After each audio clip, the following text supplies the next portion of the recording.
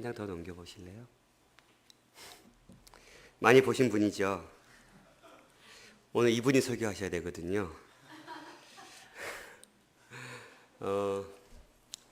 아마 이분이 설교하실 걸 기대하고 오셨는데 또 제가 서서 실망 안겨드려서 죄송하고요. 제가 이 사진을 띄운 이유는 목사님께서 예전에 설교 가운데 아들에게 예수님에 대해서 설명하면서 그런 적이 있어요. 내가 다 따져봤는데 예수가 진짜다. 그래서 내가 아빠가 다 따져봤다. 이런 말씀을 했던 적이 있습니다. 오늘 본문에 보면 예수께서 심판주로서의 증거를 드러내고 계시거든요. 구약 성경에 보면 율법에 따르면 어떤 일에 대하여 입증하려면 최소한 두세 사람 이상의 증인을 세우라고 말씀하셨습니다. 그냥 넘겨보실래요? 신명기 19장 15절 또 신명기 17장 6절에 이렇게 말씀하고 있습니다. 사람의 모든 악에 관하여 또한 모든 죄에 관하여는 한 증인으로만 정할 것이 아니요 두 증인의 입으로나 또는 세 증인의 입으로 그 사건을 확정할 것이며 또 17장 6절에는 죽일 자를 두 사람이나 세 사람의 증언으로 죽일 것이요 한 사람의 증언으로는 죽이지 말라라고 얘기하고 있습니다. 율법에 그렇게 두세 사람 이상의 증인들을 통해서 그 사람의 죄를 확정하라고 말씀한 것처럼 이제 예수 그리스도도 당신이 심판주이심을 증거하는 그 증인으로서 오늘 본문에 5사람의 증인을 세우고 있습니다. 주님은 자신의 메시아가 되심에 대해서 유대인들 사이에 늘 시비가 있음을 알고 계셨으므로 주님은 주님 자신이 메시아 되심에 대하여 세례 요한 또 하나님 그리고 성경 또 하나님의 역사 이런 5가지의 일들을 통해서 당신이 세상의 심판주임을 나타낸 것입니다. 오늘 본문 말씀 33절부터 35절에 보면 누구를 첫 증인으로 삼고 있습니까? 세례 요한입니다. 첫 번째 증인은 세례 요한입니다. 세례 요한은 어떤 일을 했습니까? 우리 요한복음 1장 19절 34절에 보면 그는 주님을 세상 죄를 지고 가는 하나님 어린 양이라고 말씀했고 또 3장 27절에 보면 예수님을 그리스도라고 세례 요한이 증거했습니다. 그리고 친히 자기는 내가 내 뒤에 오실 분에 대해서 말씀하면서 나는 그의 그 신발끈조차도 풀 수 있는 그런 자격이 없는 존재이다. 그리고 또 그는 그분에 대하여서 나는 쇠하여야 되고 그는 흥해야 된다라고 자기 자신의 사명이 무엇인지를 분명하게 드러냈던 사람이 바로 세례 요한입니다. 그런데 이 세례 요한을 오늘 주님은 무엇라고 표현하고 있습니까? 그 사람이 너희가 요한에게 사람을 보내매 요한이 진리에 대하여 증언하였는데 그러나 나는 사람에게 증언을 취하지 아니하노라. 다만 이 말을 하는 것은 너희를 구원받게 하려 함이라. 요한은 켜서 빛이 등불이다 라고 표현하고 있습니다. 너희가 한때 그 빛에 즐거이 있기를 원했다. 한때 세례 요한이 메시아인가 착각했던 적이 있습니다. 사람들이. 그런데 그는 자기가 메시아가 아님을 분명하게 밝혔죠. 그러면서 세례 요한에 대해서 켜서 비추이는 등불이다 라고 표현하고 있습니다. 켜서 비추이는 등불. 여러분 시대에 또 제 시대에도 제 나이 때에도 도시에 사는 사람들은 등불, 호롱불 같은 것을 키면서 살지 않았을 거라 생각합니다. 근데 제가 섬에서 태어났다는 축복을 위해서 어렸을 때까지만 해도 전기가 잘 들어오지 않았습니다. 전기가 되게 약했어요. 그러니까 또 들어와도 되게 비쌌고 그래서 대부분 호롱불을 기름을 넣어서 호롱불을 썼었던 적이 있거든요. 그래서 이 천장에 보면 그 호롱불의 그름을 항상 천장이 시커맸던 이런 기억들이 있습니다. 그런데 이제 전기가 더 보급화돼서 그 섬에도 전신주가 세워져 가면서 전기가 온 마을에 들어오니까 더 이상 어느 누구도 그 호롱불을 쓰지 않았습니다. 왜요? 냄새나고 불편하고 어둡고 이제 모든 사람들이 한번 딱 키면 환하게 비치는 그 전기를 썼지 호롱불을 쓰지 않았거든요. 마치 세례 요한이 바로 그렇게 켜서 비추는 등불이었다라는 거예요. 이 등불은 스스로 빛을 드러내는 존재가 아니라 누군가로부터 빛을 받아서 그 빛을 비추이는 사람이다라고 얘기하고 있는 것입니다. 여러분, 행성과 항성의 차이를 아십니까? 항성은 스스로 빛을 내는, 그래서 태양 같은 거를 항성이라 그러고, 지구와 같은, 달과 같은 거는 행성이라 그러죠. 항성으로부터 빛을 받아서 다시 그 빛을 비춰내는 것. 마치 세례 요한은 하나님으로부터 비춰지는 그 빛을 통해서 잠깐 그분의 그 빛을 반사해서 누구를 비춰준 것입니까? 예수 그리스도를 비춰주신 것이죠. 그런데 본질 대신 예수께서 오시자마자 뭐 하신 거예요? 이제 그분은 그의 불을 꺼뜨렸습니다. 왜요? 그가 예언했던 예수 그리스도께서 오셨기 때문에 그는 스스로 그 불을 꺼져가는 데 있어서 전혀 개의치 않으셨습니다. 많은 제자들이 선생이요, 당신의 제자들이 예수라는 제자를 따르고 있습니다. 당신의 사람들이 다 예수라는 사람을 쫓아다니고 있습니다. 어찌 된 겁니까? 라고 불만을 토로할 때에도 나는 흥하지 않아야 된다고, 오히려 내 뒤에 오실 저분이 흥해야 된다고 분명하게 자신의 등불을 껐던 자가 세례 요한입니다. 반면에 주님이 온전한 빛이심을 야고보서 1장 18절에 각양 좋은 은사와 온전한 선물이 다 위로부터 빛들의 아버지께로 내려오나니 그는 변함도 없으시고 회전하는 그림자도 없다. 이 말씀을 통해서 주님은 빛 자체이심을 얘기하고 있습니다. 주님은 스스로가 빛이셨기 때문에 그림자도 없었던 것이죠. 그래서 우리 모두는 빛 대신 주님으로부터 그 빛을 비추 받았다가 이 빛을 어떻게 하는 거예요? 다시 많은 사람들에게 그 빛을 비춰내는 삶을 사는 것이죠. 우리 스스로가 빛을 내지 못하고 주님으로부터 우리는 빛을 받아서 반사해야 되는 삶을 살아야 됩니다. 그런데 어리석게도 마치 자기가 이 빛인 양 떠들고 다니는 사람들이 있죠. 문선명 같은 사람들, 그렇죠?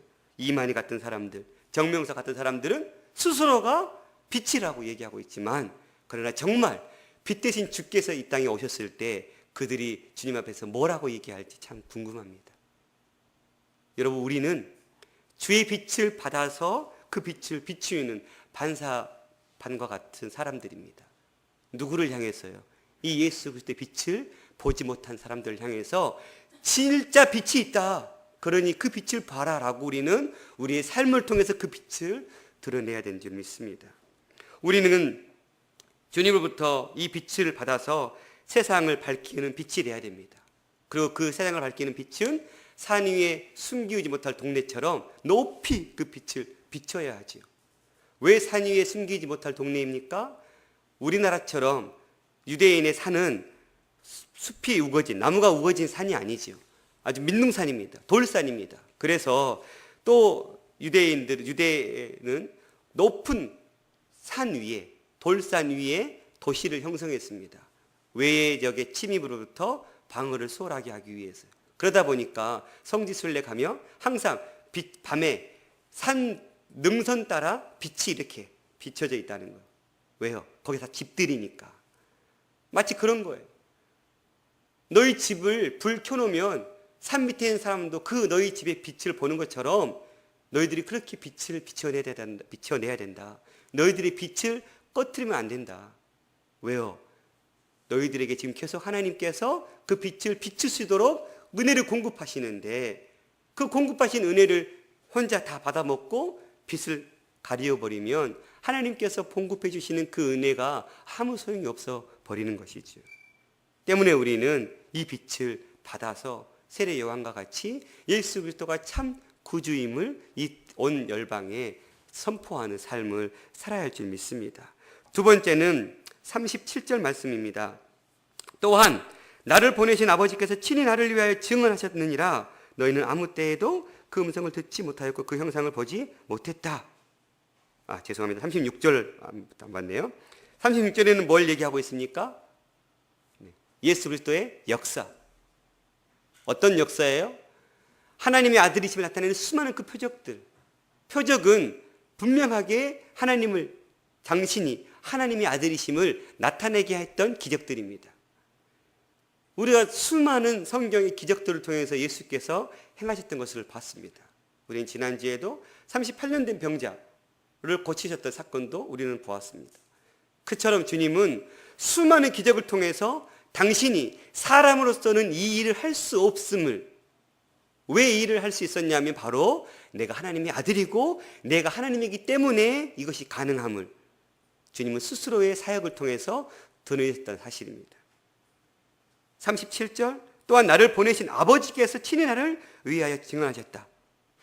세 번째 증언자가 누구이십니까? 아버지입니다. 아버지 자신. 스스로가 아버지이심을 증거했는데 언제 그렇게 증거했어요? 마태복음 3장 17절, 세례받고 올라오실 때에 저는 내 사랑하는 아들이고 내 기뻐하는 자라. 또 동일하게 마태복음 17장 5절에 보면 변화산에서도 내 사랑하는 아들이다고 내 기뻐하는 자라라고 얘기하고 있습니다.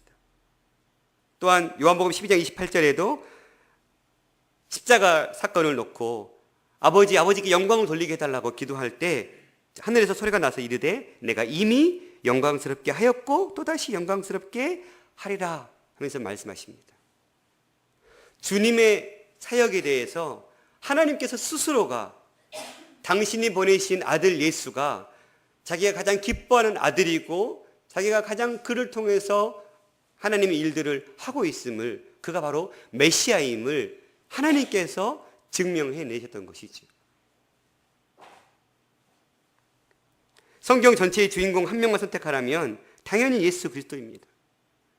구약은 이 예수 그리스도에 대해서 오실 그 예수에 대해서 약속한 채, 신약은 오신 예수와 다시 재림하실 그 예수를 약속한 책으로 우리에게 주어져 있습니다. 모든 성경은 탈탈탈 털면 하나 남는 건 예수 그리스도밖에 없습니다. 혹시 여러분 예수는 없다라는 책을 읽어보셨 분 계십니까? 캐나다 토론토의 비교 정교학 교수로 있는 오강남이라는 교수신데요. 한번 넘겨보실래요? 죄송해요. 한 번 더 넘겨주세요. 제가 잘못 끼워넣었네요. 이 예수는 없다라는 이 오강남 씨가 제가 비교 정교학 시간에 이 책을 읽지는 못했고 이 책을 써머리 해놓은 책을 읽은 적이 있거든요. 근데 이분이 주장하는 것은 뭐냐면 종교다원주의자입니다. 종교다원주의라는 것은 모든 종교에 다 하나님 구원에 이르는 길이 있다는 거예요. 기독교는 예수를 통해서, 불교는 부처를 통해서, 다 여러 종교를 통해서 그 구원의 길에 이르는 방법과 형식은 다 다르지만 결국은 하나라는 거예요. 그걸 주장하는 거거든요. 이들은 하나님이 기독교에서는 하나님으로, 또 유대교에서는 여호와로, 또 이슬람교에서는 알라로, 불교에서는 부처로 자신의 이름을 계시했다라고 주장합니다. 그러면서 어느 종교를 섬겨도 그 종교를 통해서 하나님께로 이르는 길이 있음을 얘기하고 있습니다. 그러면서 그는 이 복잡한 현대사를 보면서 인류가 당면한 문제를 하나의 종교가 해결할 수 없다. 배타성을 버리고 대화하고 이해하고 협력해야 종교의 평화, 마음의 평화를 얻을 수 있다라고 말했습니다. 정말 그렇습니까? 이 분이 쓴 책을 읽고 많은 사람들이 손뼉을 쳤습니다. 맞다. 이 기독교의 옹졸함을 아주 깨뚫고 있는 책이다. 그런데 그는 하나는 알고 둘은 모르는 책을 쓴 것이죠.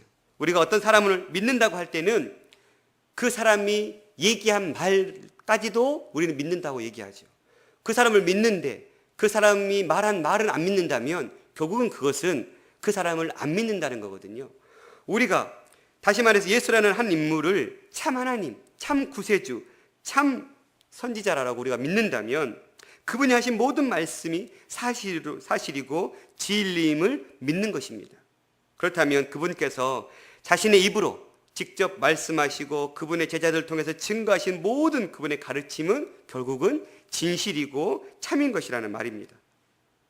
우리가 예수를 믿는다면 성경에 기록된 모든 그분의 말과 행동과 그분이 했던 모든 것들은 다 함께 동일시하게 믿는다라는 고백입니다. 예수는 믿으면서 예수가 행한 일에 대해서는 안 믿는다? 이건 말이 안 되는 것이죠. 참 쉽고도 편한 길이 있는데 굳이 하나님께서 그 아들을 보내셔서 십자가의 이 고난의 길을 걷게 하셨던 그 이유는 무엇입니까? 예수 그리스도 외에는 결코 다른 길을 없었기 때문에 주님은 친히 이 길을 선택하셨고 그 길을 기뻐 걸으셨던 것입니다.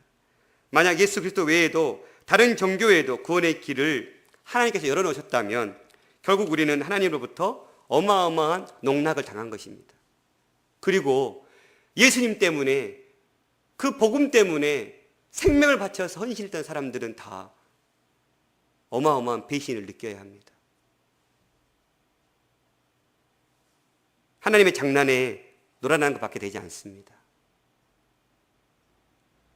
하나님의 가장 기본적인 성품 중 하나는 바로 신실함입니다. 즉 거짓이 없으시고 진실하시고 변치 않는다는 뜻이죠. 종교다원주의자들의 주장이 맞다면 하나님은 결코 신실한 분이 아닙니다. 왜요? 많은 종교의 구원의 길을 열어놨고 하나님께서 말씀하시는 그 약속을 하나님은 계속해서 바꾸는 것밖에는 안 되는 것이지. 하나님은 신의 자격을 잃어버리게 됩니다. 그러나 우리는 하나님의 신실하심을 믿습니다. 그 하나님이 예수님을 이 땅에 보내셔서 우리의 죄를 구속하시고 사하셨다는, 그리고 예수님 한 분만이 참된 구원의 길임을 우리는 믿지요. 그렇게 다원주의란 가장 그럴듯한 논리로, 가장 비약한 논리로 믿음의 사람을 유혹하는 사단의 고도의 전략인 셈입니다. 이들과 타협한 신학자들의 주장 중 하나는 성경에 나오는 모든 기적들이 다 그냥 이야기, 진짜가 아니라고 얘기합니다. 그들을 우리는 자유주의자라고 얘기합니다. 예를 들면 홍해라는 히브리어 언어는 얌숨이라는 그 원어인데 이것은 붉은 바다라는 뜻도 있지만 갈대 바다라는 뜻도 있습니다. 그래서 예수께서, 모세가 홍해 바다를 걷는 것은 홍해 진짜 그 바다를 걷는 게 아니라 그냥 갈대가 있는 얕은 갈대 숲이 있는 그냥 그 개천을 걷는 것뿐이다 라고 주장합니다. 그래서 이것을 믿는 어느 한 교사가, 야, 홍해는 붉은 바다가 아니고 홍해는 갈대 바다래. 그리고 홍해는 그 갈대 바다 너희 건너봐. 갈대 바다, 갈대가 있는 그 개천 봐봐. 깊지 않잖아. 고작 그거 그냥 건넌 거야. 했더니 어떤 학생이 그걸 듣고 났더니 이렇게 얘기했다고 합니다. 위대하신 하나님을 찬양합니다. 발목에 밖에 잠기지 않는 갈대 바다에서 그 많은 애굽의 군대를 다 수장시켜버린 그 하나님을 찬양합니다. 우리가 신앙이라는 것은 지식으로나 이성으로 받아들이고 이해할 수 있는 것이 아닙니다. 신앙은 믿음으로 믿는 것이죠. 아무런 어떠한 철학도 또 세상의 지식과 학문도 구원의 길을 알려줄 수 없습니다. 마찬가지로 어떤 사람이 아무리 공부를 많이 하고 철학을 많이 배웠고 그랬다 할지라도 결코 예수가 구원의 길임을 발견할 수 없습니다. 똑똑하다고, 지식이 많다고 성경을 꿰뚫기 시작한다면, 꿰뚫을 수 있다면 그건 진실 성경을 통해서 우리가 참 성경의 권위가 땅에 떨어뜨릴 수밖에 없는 그런 권위밖에 안 되는 것이죠. 말씀은 참 단순하지만 이해가 안 되고 믿어지지 않습니다. 그런데 어느 한순간 깨달아질 때가 있죠. 왜 그렇습니까? 성령께서 우리에게 이 깨달음을 부어주시기 때문입니다. 이렇게 주님은 친히 하나님께서 예수가 하나님의 아들이심을 나타내셨습니다. 네 번째는 무엇입니까? 39절 너희가 성경에서 영생을 얻는 줄 생각하고 성경을 연구했다. 이 성경이 곧 내게 대하여 증언하는 것이다. 말씀이 곧 네 번째 증언자임을 얘기하고 있습니다. 그러면서 뭘 비꼬고 있습니까? 너희들은 그 말씀을 어떻게 했다라는 거예요? 계속 연구했다라는 거예요. 옛 성경에는 성경을 상고했다라고 쓰고 있는데 연구했다는 거예요. 유대인들처럼 말씀을 연구했던 사람이 어디 있을까요? 그렇게 말씀을 깨닫기 위해서 연구하고 그 말씀 앞에 오히려 또 자기들의 교리까지 더 첨부해서 그들은 하나님의 말씀을 지키고자 아주 헌신하고 수고했던 자들입니다. 그런데 그 말씀 속에 담겨져 있는 예수 그리스도를 그들은 발견했습니까? 아닙니다. 요한복음 14장 6절 내가 곧 길이요 진리요 생명인 나로 말미암지 않고는 아버지께 올 자가 없다. 말씀은 분명하게 얘기하고 있습니다. 유일한 길이 예수임을. 또 사도행전 4장 12절 다른 이로서는 구원을 얻을 이름이 없다라고. 그런데 그들은 그 말씀 앞에 서지 못하고 있습니다. 하나님이 보내신 이 말씀이 나를 증거하고 있는데 그 말씀을 연구하는 너희들이 이 말씀 앞에 서지 못한다라고 주님은 한탄하고 있는 것입니다. 마지막 증언자는 누구입니까? 모세입니다. 모세가 오히려 너희들을 고발하고 있다고 얘기하고 있습니다. 45절 내가 너희를 아버지께 고발할까 생각하지 말라. 너희를 고발하는 이가 있으니 곧 너희가 바라는 자 모세니라. 유대인들은 당시 모세를 최고의 자기들의 선지자 그리고 자기의 나라를 세운 아주 가장 위대한 사람으로 그들은 칭송했습니다. 그리고 모세의 길을 걷기 위해서 누구보다도 그 길을 칭송하면서 따랐던 자들입니다. 그런데 도리어 그 모세가 뭐 한다는 것입니까? 자기들을 고소한다는 것입니다. 어떻게 고소합니까? 모세는 뭘 했습니까? 자기의 삶을 통해서 예수 그리스도 오실 그분을 모세 또한 증거했습니다. 그리고 모세는 하나님 주신 말씀을 통해서 말씀대로 살아갈 것을. 그런데 그들은 모세 율법은 알면서도 정말 진실로 그 율법대로 살고자 하는 삶의 형식은 갖추었지만 그 율법 앞에 자신의 마음을 쏟지를 못했습니다. 그래서 결국은 율법으로서 완성된 구원은 있을 수가 없었습니다.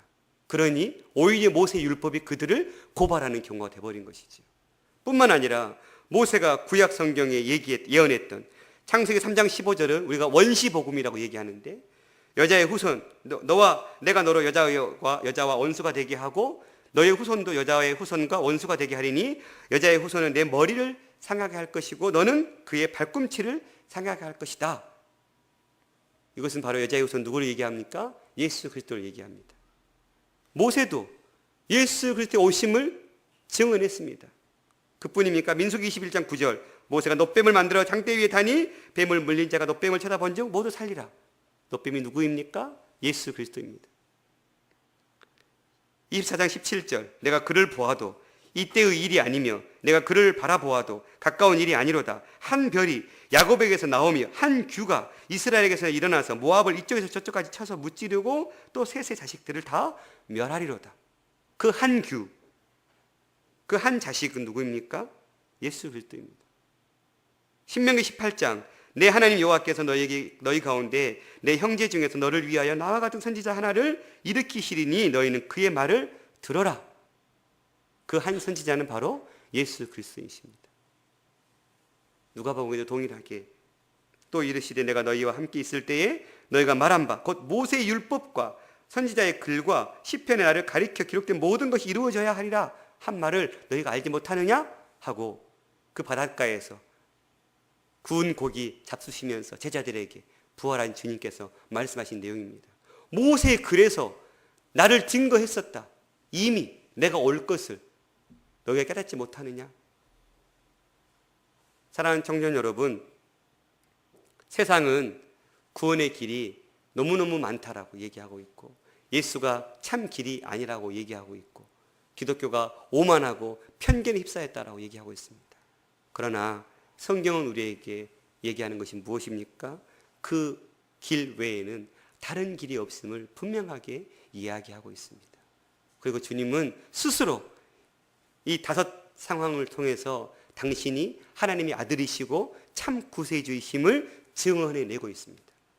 어떻게 해요? 유대인들을 향해서 그들에게 니들 율법에 2-3 사람을 통해서 증인 세우라 그랬지 나 봐라 5 상황을 내가 세우겠다 하면서 그들에게 지금 가르치고 있는 것입니다. 스스로 자기가 심판주의 아들이심을 증언해내고 있는 것입니다. 여러분은 그 예수 그리스도가 누구십니까? 말씀 중간에 말씀드렸지만 이 신앙은 우리의 지적인 수고와 노력으로 얻어지는 것이 아닙니다. 정말 너무너무 참 처절하고 너무너무 참 어떻게 이루 말할 수 없는 참담함이지만 우리가 주님을 알기 위해서 하는 어떤 수고와 어떠한 것들로 우리는 주님을 알 수 없습니다. 인간의 노력은 아무런 필요가 없습니다. 오로지 우리에게 이 구원의 선물을 허락하실 때 우리는 그 구원의 진리들을 깨달아가기 시작합니다. 그리고 점점 더 내 안에 계신 성령께서 역사하심으로 말미암아 아버지 하나님의 놀라운 비밀을 알아가기 시작하는 것이죠. 여러분 그런 경험도 있지 않습니까? 예전에는 도저히 깨닫고 이 말씀 때문에 무슨 말씀이지 했는데 시간이 지나서 그 말씀을 보니까 그 말씀이 이거였구나. 그동안 여러분이 말씀 공부를 많이 해서 그렇습니까? 그동안 여러분이 지식이 많아져서 그렇습니까? 아닙니다. 성령께서 깨닫게 할 수 있는 지혜를 주셨기 때문입니다. 말씀을 마치겠습니다. 주님은 친히 당신이 세상의 구주임을, 유일한 길임을 증언해내고 있습니다.